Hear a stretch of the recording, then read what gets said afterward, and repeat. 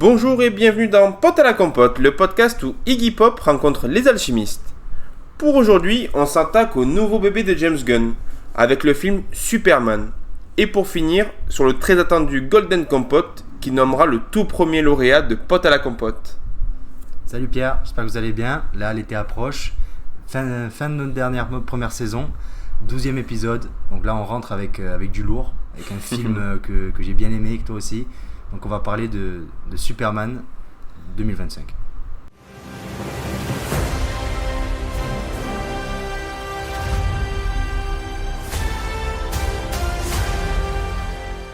Donc alors, on va faire très bref. On va pas trop spoiler, on va essayer de garder un peu de mystère. Donc en fait, on va suivre un nouveau Superman. Ça fait 3 ans qu'il est en activité. Donc on rentre comme ça dans sa vie. Et on commence le film lors de sa première défaite. Voilà. Donc pour un peu vous donner envie là-dedans, il subit sa première défaite et on va voir comment il va après surmonter tout ça. Pierre, qu'est-ce que tu en as pensé de ce film ? Ben écoute, au début, j'ai eu du mal à rentrer dans ce film-là. J'étais très mitigé. J'ai trouvé que le début, il t'envoie beaucoup d'infos. D'accord. Tu vois, donc c'est vrai que c'est un peu compliqué de capter tous les personnages et tout. Mais ensuite, au milieu du film, je spoil un peu, mais Superman est emprisonné. Ouais. Et à partir de ce moment-là, il y a eu une espèce d'action, quelque chose de plus rapide, ouais, un environnement plus agréable à regarder. Ouais. Et du coup, ça m'a remis dans le film. Et en fait, jusqu'à la fin, j'ai adoré. Hein. Pour moi, je trouve que c'est vraiment c'est un des films qui fait revenir en salle. Qui te fait apprécier la salle parce qu'avec les musiques, on le connaît, James Gunn qui aime justement ça, les effets, bon, souvent un peu gag visuel, là sur beaucoup de musique. Et justement, c'est ce que j'ai apprécié dans ce Superman là, c'est qu'on le voit aussi un peu humain. Tu vois, il est pas trop il est entre les deux, il est vraiment, tu vois, 50-50. Tu sens qu'il a des faiblesses. Ces faiblesses, elles sont utilisées vraiment là à 100%.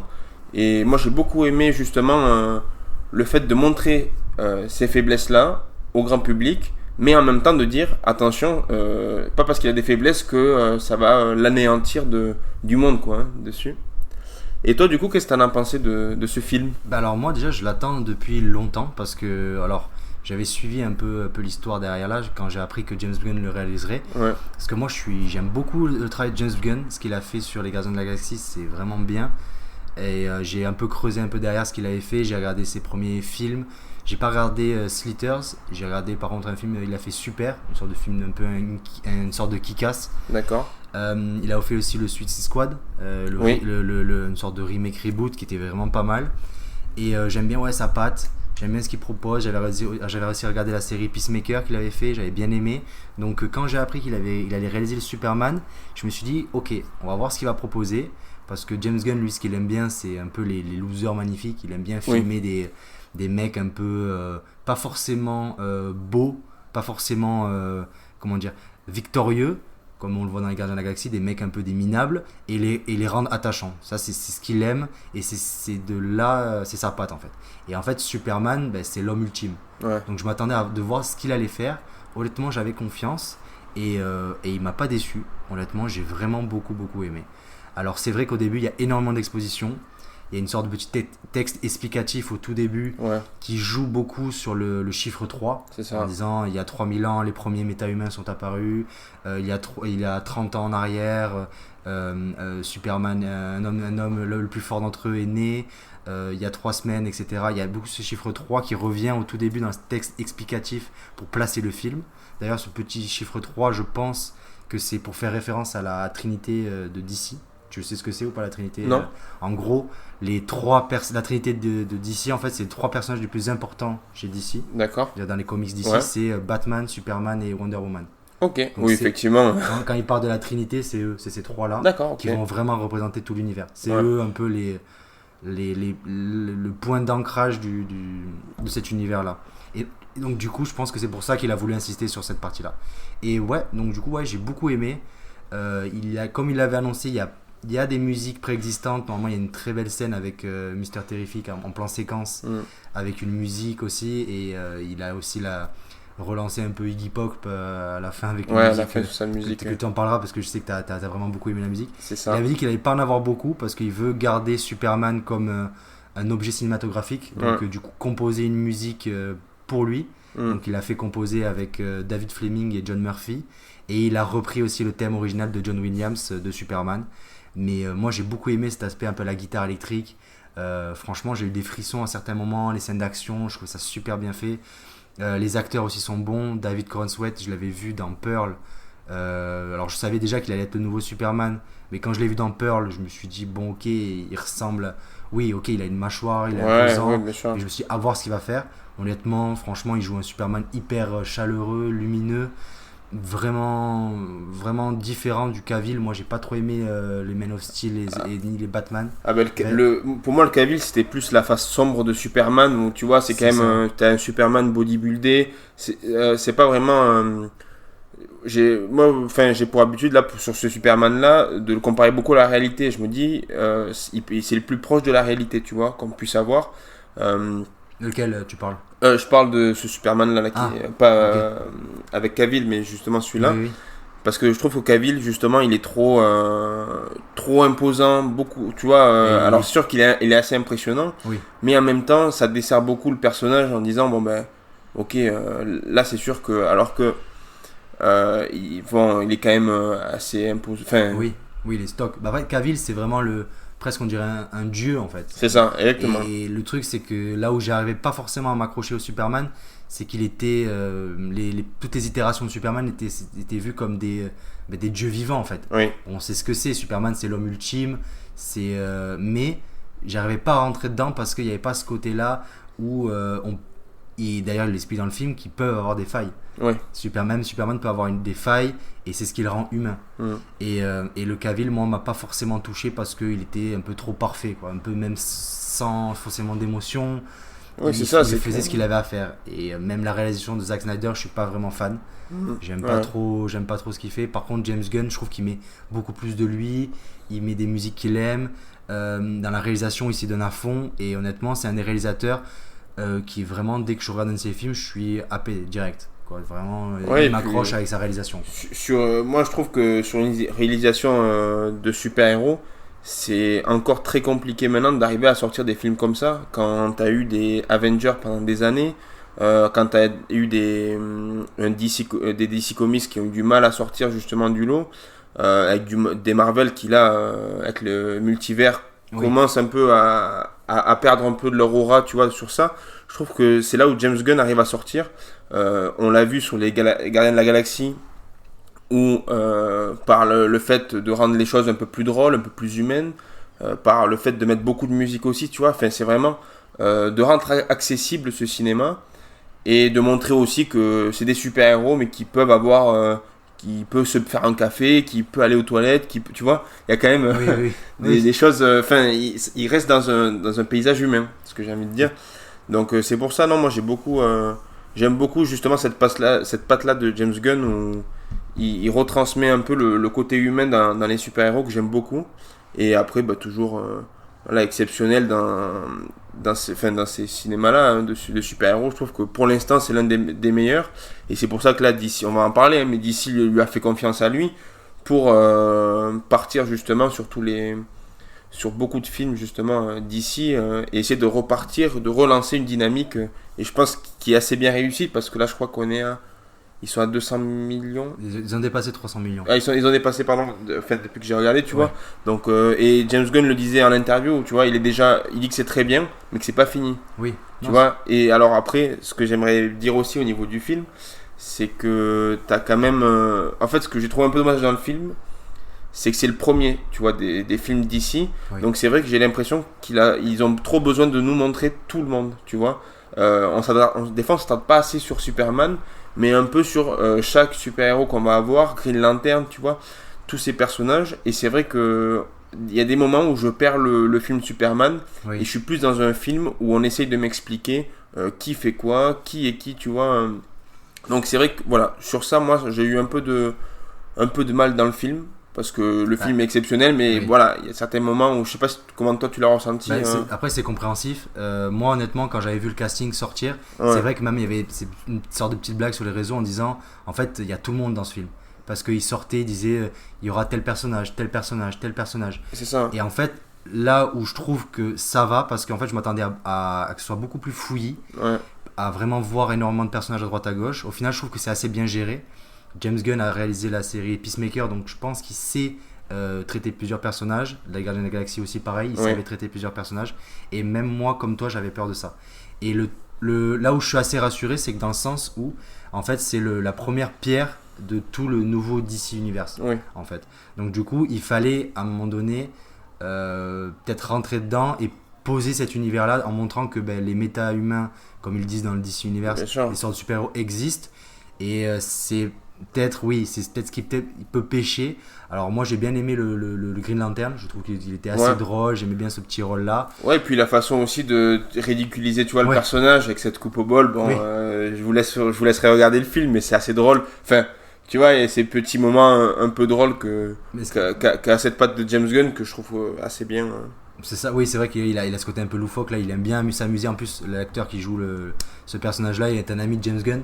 Donc il avait dit en fait qu'il avait choisi son ami pour lui mettre cette coupe au bol. D'accord, d'accord. Il a resté dans un film. Mais ce que je trouve sympa, c'est que malgré le fait que c'est fait pour montrer un peu l'univers autour, je trouve que chacun a un peu son moment de gloire. Ouais, bien sûr. Mais en fait, tu vois, c'est là où je trouve que pour moi, ça desservait un peu le film. Parce que je voyais pas l'intérêt dans un film de Superman, c'est ça. Tu voulais que du Superman. Exactement. Moi, je me voyais vraiment dans un truc où on voyait le Superman, on allait vraiment rentrer dans sa vie, ce qu'on fait actuellement dans le film, ça c'est vrai.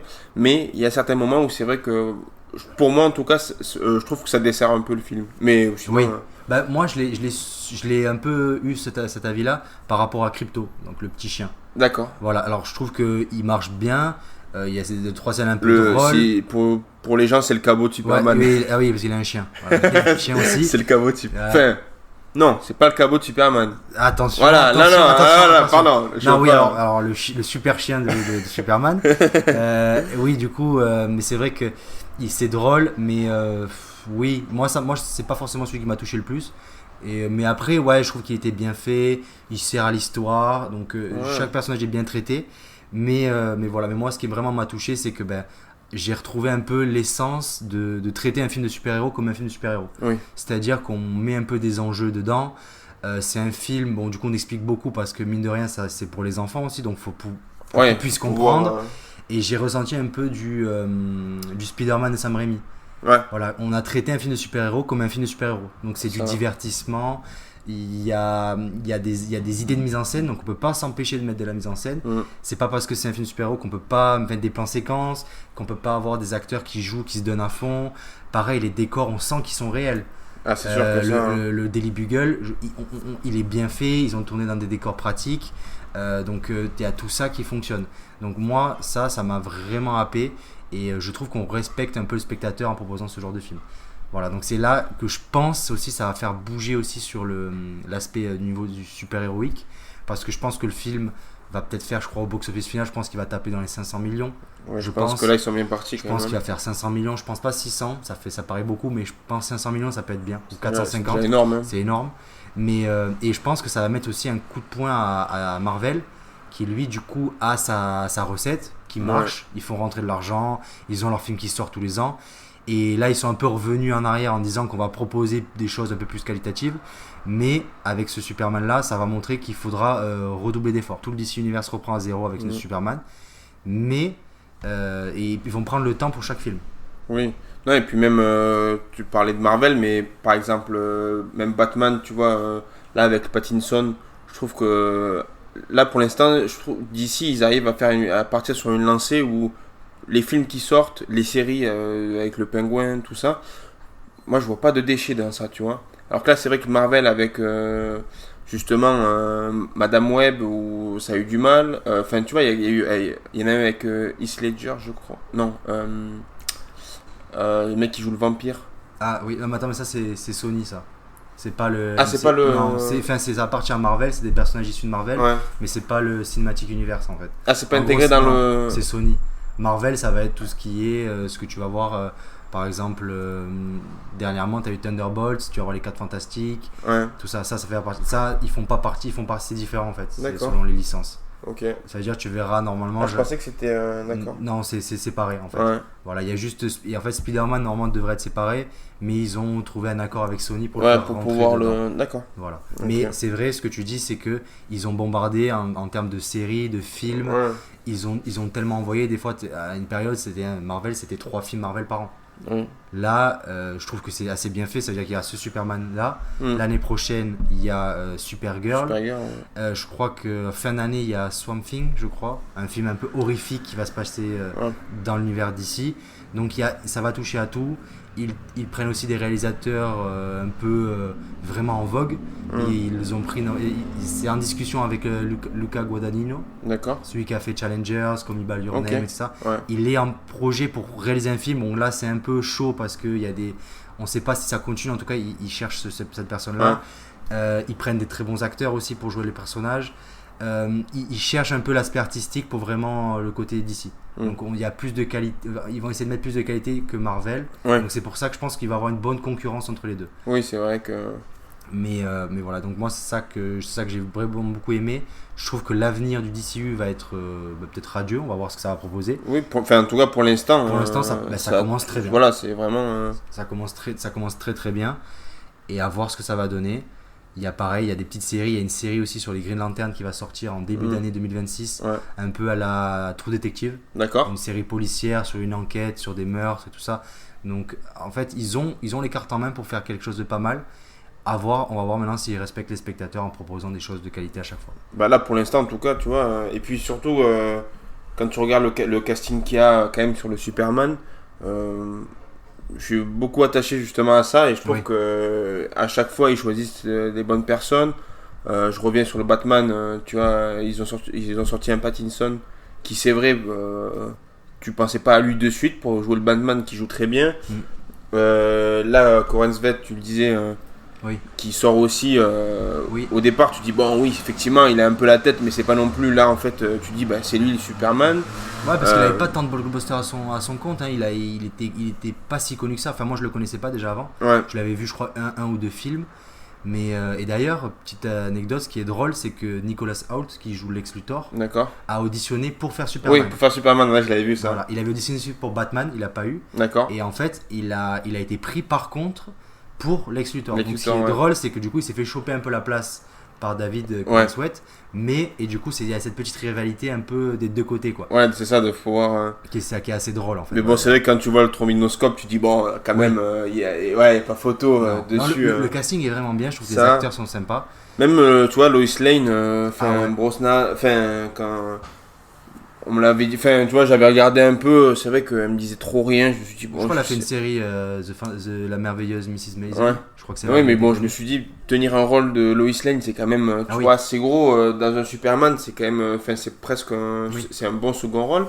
Je Franchement, trouve qu'elle le tient. Elle le tient bien. Moi, Ouais, non, mais honnêtement, c'est il y ça, a- elle le tient, et puis t'as envie de savoir plus aussi, tu vois, il y a quand même. Et puis il y a ce côté de James Gunn aussi qui est assez touchant, où bah, il y a des moments intimes où tu les vois, au bout d'un moment, bon, c'est sans spoiler bien sûr, hein, mais tu les vois les deux, ils s'engueulent. En fait, c'est des engueulades de couple, c'est ça, vraiment, c'est. Tu vois, je trouve la façon de mettre le classique justement dans des choses un peu farfelues, Oui. j'aime beaucoup. C'est Oui. ce que j'aime bien dans James Gunn et il le ressort bien. Mais honnêtement, ils étaient vachement attachants. Enfin, que ce soit David Coren Sweat ou Rachel Brosnahan, Ouais.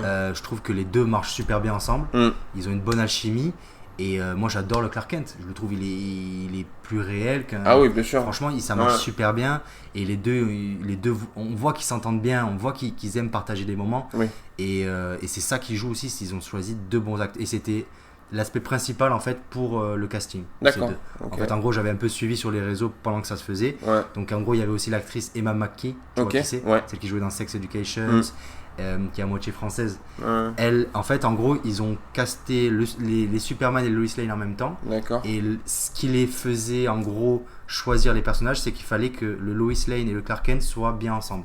D'accord. Donc en gros, je te dis une connerie, ils castent un Clark Kent et une Lois Lane. Si en deux ça ne matche pas, ils changent. Ouais, il change. Voilà, c'était D'accord.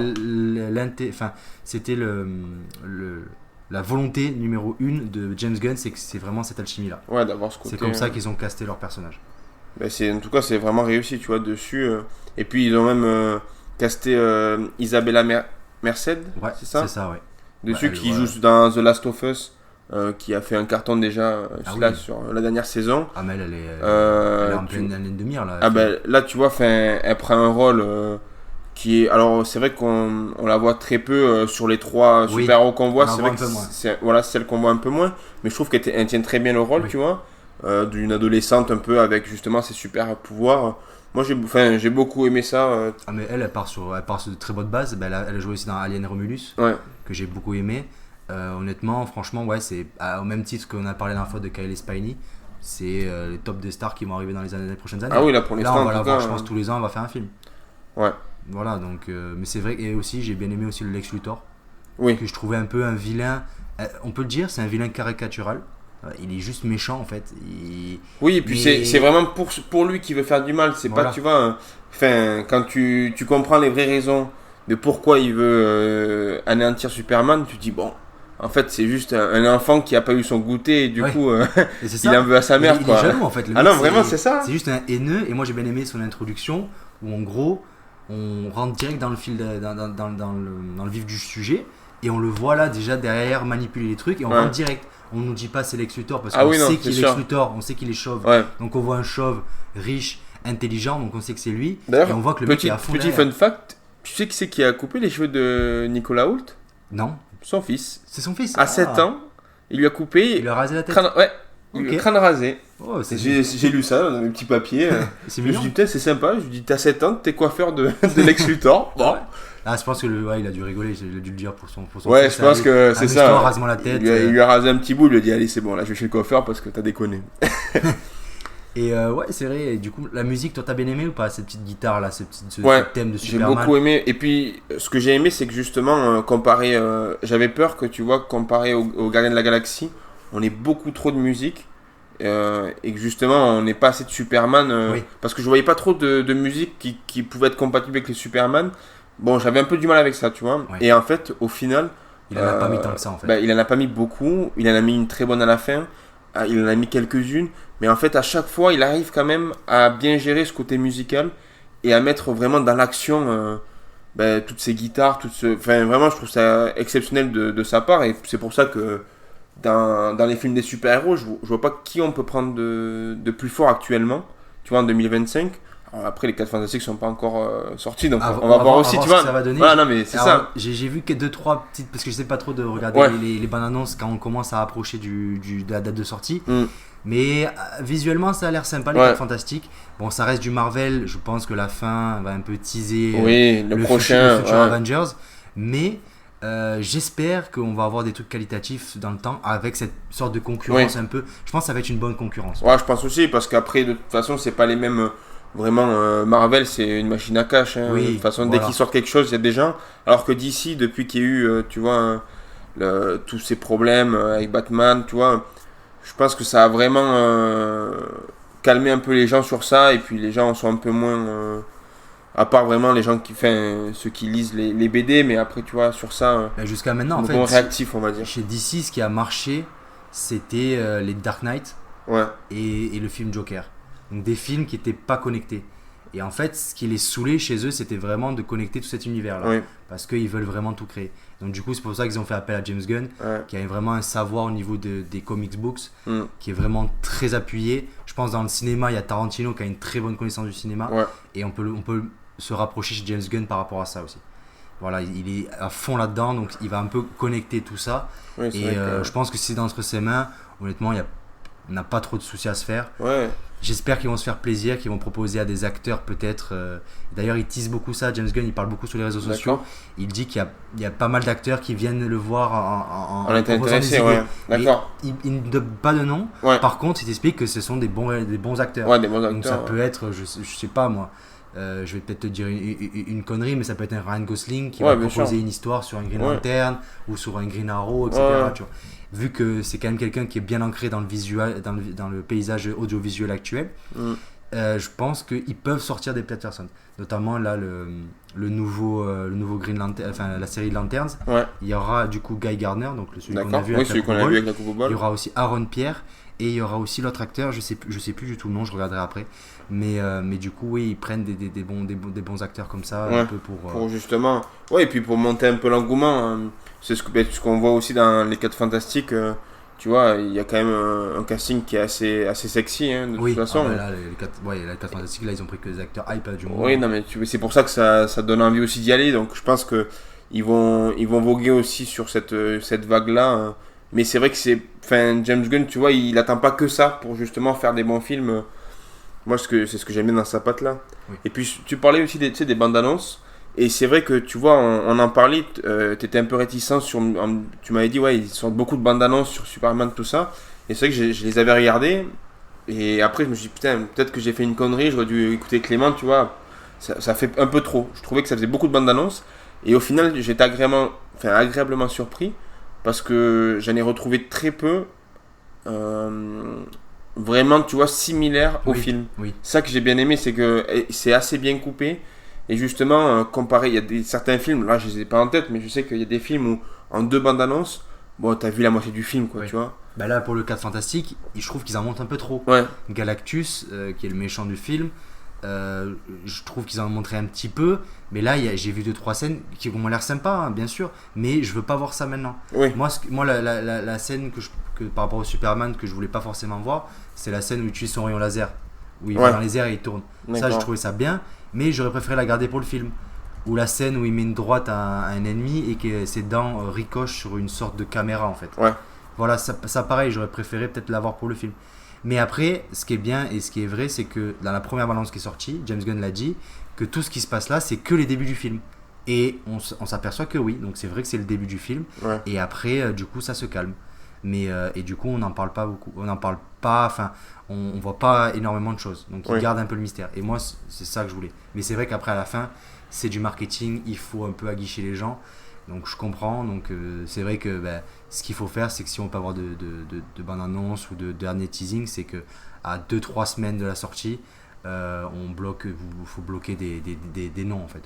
Oui, non, mais bien bloques sûr. le titre et tu Ça, vois, sur t'as ça, je suis d'accord. Mais c'est vrai que ouais, j'étais agréablement surpris, justement, en me disant au final, bon, prochaine fois, je t'écouterai quand même. Parce que c'est vrai que, bah, tu vois, là, par exemple, les 4 Fantastiques, j'en ai regardé une il y Ouais, la première a est pas mal. quelques temps, tu vois. La première qui est sortie. Oui. Et après, je me suis dit, bon, après, en fait, la première m'a déjà hypé. Je me suis dit, ça sert à rien de regarder les autres parce que moi, je sais que je vais le voir. Donc, Alors, en général, la première est bien faite pour vraiment montrer le ton du film. ouais. Et après, les restes, c'est vraiment chacun un peu fait ce qu'il veut. Donc, chaque pays balance un peu ce qu'il Ouais, veut. Il va avoir une affiche promotionnelle pour, je sais pas moi, pour le Brésil, qui va montrer un personnage en Ouais. plus parce que peut-être ils sont plus réticents. Enfin, ils aiment plus ça. Là. Et en fait, du coup, moi, je pense qu'il faut rester sur la première. On reste sur la première bande-annonce. Et après, Oui, au moins, si tu vous vois, êtes un peu curieux, regardez-en une ou deux, mais à même pas 3 semaines de la sortie, là, c'est là qu'on perd un Ouais, peu. oui, ou c'est vraiment si t'as du mal à rentrer dans le film, enfin à rentrer dans la bande-annonce, je comprendrais de regarder, tu vois, une deuxième. Sur certains films, tu vois, je le comprends. Mais bah, c'est comme, c'est quoi, 28 ans plus tard? Oui. Tu vois, là par exemple, la première, j'ai eu du mal, et il y en a une deuxième qui est sortie que j'ai regardée, et où là, j'ai un peu plus compris, tu vois, et ce qui m'a donné envie d'aller Ah le ouais. voir Ah ouais, moi, dessus. moi, c'est la première qui m'a donné. Mais envie, en fait, la avec première, avec le poème là. moi, comme j'aime pas du tout l'horreur, T'as pas les zombies, ouais. ben, je me suis dit, ouah, en fait, c'est de l'horreur, quoi. Ouais, Genre, ça c'est va pas être du tout le film stressant, que hein. je veux voir, tu vois. Alors Oui. que c'est assez stressant, mais c'est pas non plus trop de l'horreur. Oui. Donc, c'est vrai je que comprends. sur ça. Donc, voilà, sur ça. Et après, ce que j'aimerais bien dire aussi, et ce qu'il faut souligner de ce film-là, c'est qu'il prend parti. Oui. Et il Il y a est un- il y a très un- politisé. Il y a un gros sous-texte qui est appuyé Ouais. et que franchement je remercie James Gunn d'avoir abordé ce sujet-là. Bah, c'est qu'il faut des grosses couilles. Voilà. Voilà. Voilà. Honnêtement, franchement, j'avais des retours, je savais que ça allait apporter ça, Mm. mais je pensais pas qu'il allait mettre les pieds dans le plat Ouais, autant. ah bah là, c'est. Honnêtement, c'est un sujet qu'il faut parler et le Bien mettre sûr. dans un blockbuster, je trouve ça hyper couillu comme tu l'as dit Bien sûr. et hyper fort. Et en plus, enfin, je veux dire, c'est ça. Enfin, je veux dire, c'est. Oui, puis il dénonce vraiment. Enfin, il n'y a pas de moment où tu dis ah peut-être que non. Non, vraiment, il va dans dans le fond du sujet, et je trouve ça beau en critiquant aussi quand même l'Amérique, tu vois, enfin les États-Unis, tu vois. Oui. Il reste pas justement dans ce côté-là en disant je fais des sous-textes mais qui vont pas trop se voir. Là, tu le vois en plein dedans. Je trouve justement ça osé, et pour un film qui va faire presque 500 millions tu vois, au box-office, je trouve ça. Enfin. Oui. C'est beau parce que justement ça montre que ça reste des films où c'est pas contrôlé par tout le monde, et où ils peuvent justement avoir une liberté qui est celle-là, et dont on parlait au premier épisode de cette saison 1 quand même, ce qu'il faut se rappeler. C'est vrai, on clôt le débat comme ça, c'est beau même. Exactement, c'est vrai. Ça, et c'est vrai que oui, voilà, pour parler, on peut le dire, il est pro-Palestine, voilà. C'est ça. Donc honnêtement, de parler de ce qui se passe là-bas, d'un pays qui veut imposer une loi, une pression sur une autre. Voilà, si ça se passait dans le monde, s'il y avait Superman là, il serait contre. Ouais. Voilà, donc merci James Gunn pour ça, pour cette claque visuelle. Moi franchement, je me suis régalé. Ouais, merci pour les travaux. Voilà, merci beaucoup. J'ai hâte de voir le deuxième visionnage, franchement. Je pense qu'au deuxième visionnage, j'aurai mon avis un peu scellé. Là, moi, j'ai vraiment beaucoup aimé, donc voilà, merci beaucoup. Moi, j'ai hâte de le voir en VO. Tu vois, parce que je l'ai vu en VF, et c'est vrai que là, maintenant, tu m'as dit que vraiment la VO était bien. Ouais, la VO était sympa. Ça, et je pense que quand ça sortira en DVD, et je te dis dans le creux de l'oreille, mais peut-être un petit vinyle, quoi. Non, mais bon, voilà, je veux pas. Je pense que tu peux, parce que j'ai commencé un peu à écouter la musique il y a 2-3 semaines, notamment la musique un passage où il y a un moment de tendresse où ils s'embrassent, et il y a une envol dans un joli décor. La musique, j'ai beaucoup aimé ce passage-là. D'accord. Et je pense que tu vas acheter le vinyle. Moi, j'achèterai en tout cas le DVD, c'est sûr, je pense, parce que c'est un film que j'aimerais bien avoir dans ma bibliothèque. Oui, et puis c'est un film où plus tard tu vas le montrer, tu vas te dire je l'ai vu au ciné, quoi. Voilà. Tu vois, c'est ce genre de film, on en parlait dans la saison 1, tu vois, où c'est vraiment où je prends plaisir à aller au cinéma, et justement à payer une place 10 €, mais à me dire attends, c'est quand même le son est exceptionnel, c'est pas du tout la télé.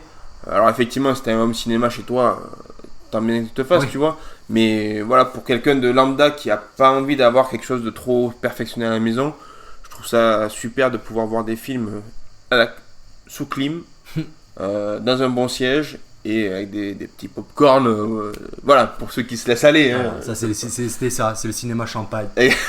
Exactement, c'est le cinéma champagne. Toi, sur une petite note dessus. Une petite note dessus. Ouais. Je mettrais un petit. Je mettrais un 9 sur 10. Wow. J'ai pas peur. Mais toi, j'ai pas peur de le dire. Moi, je suis généreux. Quand on est généreux avec moi, je suis généreux avec la note. Ouais. Donc, je mettrais un 9 sur 10. Et toi ? Écoute, moi je pense que je lui mettrais, de ce que j'avais regardé, je crois que c'est un 7,5 ou un 8 sur 10. Je trouve ça, pour moi c'est un très bon film, mais le petit bémol ça a été moi de rentrer dans le film. Oui, tu vois, j'ai vraiment eu du mal. T'es pas le seul, parce que j'ai des amis, des retours qui disent la même chose, qu'au début c'est vrai que c'est un peu cafouillé. Ouais, c'est qu'en fait tout arrive de suite, et c'est vrai que pour les fans de Superman qui lisent tout ça, bon, ça doit être super. Et pour quelqu'un qui est pas très fan, qui lit pas trop les comics ni rien, là c'est vrai que je vois, j'ai été un peu du mal. Oui, ça faisait beaucoup. Je m'attendais pas à ce que ça aille aussi vite au départ. Oui. Dessus, et après petite reco sur la musique à la fin, c'est Punk Rocker de Teddy Bear, et c'est un feat avec Iggy Pop.